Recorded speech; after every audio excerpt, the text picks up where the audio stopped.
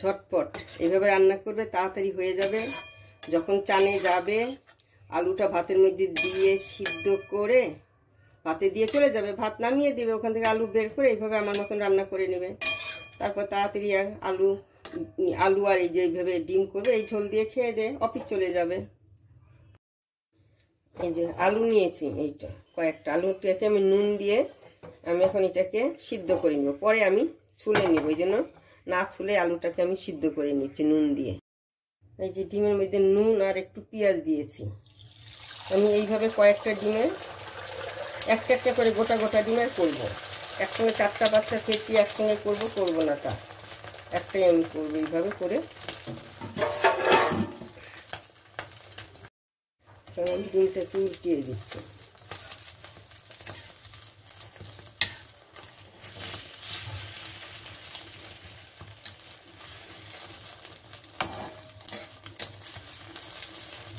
আমি খুব ভাজবো না, ঝুলে দেবো তো, অল্প ভাজলেই হবে।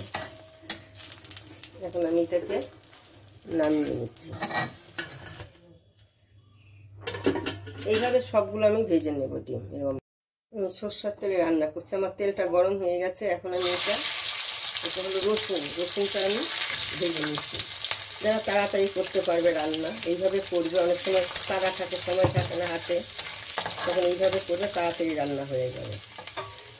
আলু দেবো আমি আলুটাকে প্রেসারে সিদ্ধ করে নিয়েছি। বেশি তাড়া থাকলে তোমরা ভাতের মধ্যে আলুটা ছুলে সিদ্ধ দিয়ে দেবে, ওই আলুটা দিয়ে করবে। কিন্তু দেখতে খেতে দারুণ লাগে খেতে, এটা তোমরা করে খেয়ে দেখবে।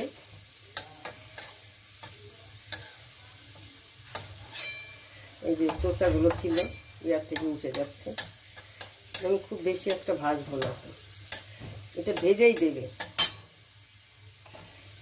এটা আমি একটু তুলে রাখবো, এখন একটু ভেজেছি, এখন এটাকে আমি তুলে নিচ্ছি।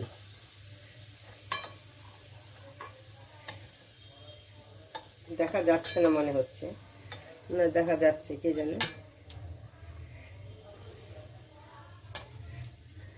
তুলে নিচ্ছি। এখন এখানে আমি একটা দারচিনি ফোড়ন দিয়ে দিচ্ছি। দারচিনির পরে আমি দিচ্ছি এখানে আদা, কুচি কুচি করে আদাটাকে কেটে নিয়েছি।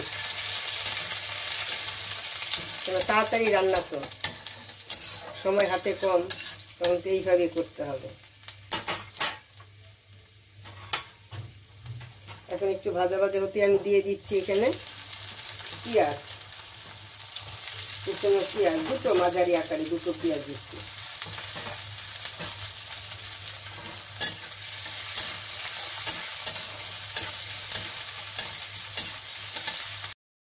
এখন এখানে দিয়ে দিচ্ছি আমি একটা তেজপাতা।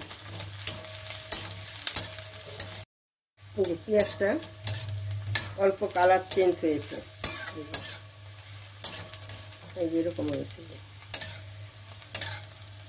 আর একটু ভাজতে হবে, একদম সাদা হয়ে আছে তো, একটু না ভাজলে আবার পেঁয়াজের স্বাদটা বেরোয় না।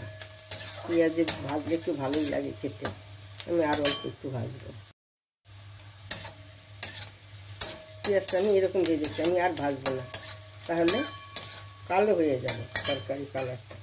আমি এখানে দিয়ে দিচ্ছি অল্প এই যে কাশ্মীরি লঙ্কার গুঁড়ো, আর দিচ্ছি অল্প হলুদ, আর দেব, আর বেশি মশলা আমি দিব না, অল্প আমি একটু জিরার গুঁড়ো দিচ্ছি, কেন ওই ইয়াতেই খাওয়া যাবে। এটা রসুন আর পেঁয়াজের গন্ধেই আমি এটা খেতে পারবো।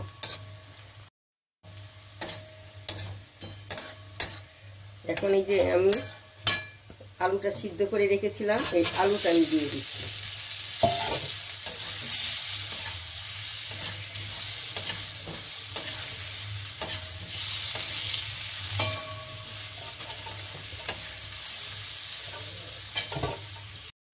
এখন আমি দিয়ে দিচ্ছি 4-5টা কাঁচা লঙ্কা চিড়ে।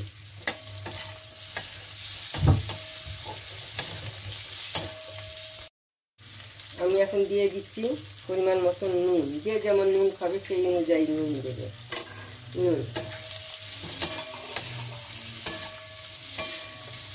আমার এটা ভাজা ভাজা হয়ে গেছে, আমি আর কিছু দেব না, একটু ভেঙে ভেঙে দিব আলুগুলো, আমি এত গোটা রাখবো না, তাহলে ঝোলটা ঘন হবে, খেতেও ভালো লাগে।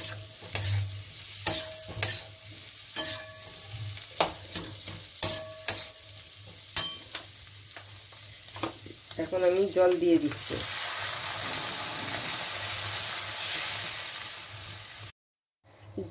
যে যেমন ঝোল খাবেন সেই অনুযায়ী ঝোল দেবেন। কেন আবার যে ইগুলো আছে সেগুলো আবার ঝোলটা খাবে, ডিমের অমলেট যে করেছি ওইটাও খাবে। এখন এর মধ্যে আমি দিয়ে দিচ্ছি এই যে রসুনটা ভেজে রেখেছিলাম, এই যে রসুনটা দিয়ে দিচ্ছি, ভাজা রসুনটাকে। এখন আমি এটাকে ঢেকে দেব।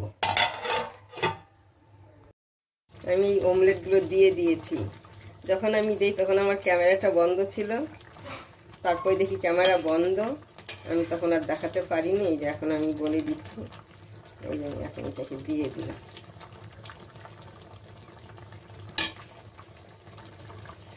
এখন একটু ঢেকে দিব, ফুটবে, ফোলার ফলে অমলেটগুলো ফুলে যাবে জল খেয়ে। আমি এখানে কয়েকটা এখন ধনে পাতা দিয়ে দিচ্ছি।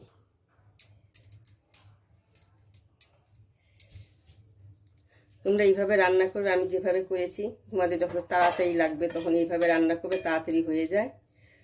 যদি পছন্দ হয় তাহলে আমার রেসিপিটা লাইক করবে, শেয়ার করবে, সাবস্ক্রাইবার করবে। আমি যেভাবে রান্নাটা করেছি তোমরা এইভাবে করে দেখবে, দারুণ লাগে খেতে। কম কম মশলা তো দেওয়াই হয়নি, একটু পেঁয়াজ আর রসুন। যারা রসুন পছন্দ করো না তারা রসুন দেবে না, পেঁয়াজ দিয়ে করবে শুধু। কিন্তু এইভাবে রসুন দিলে রসুনের স্বাদটা কিন্তু আলাদা হয়, অন্যরকম লাগে।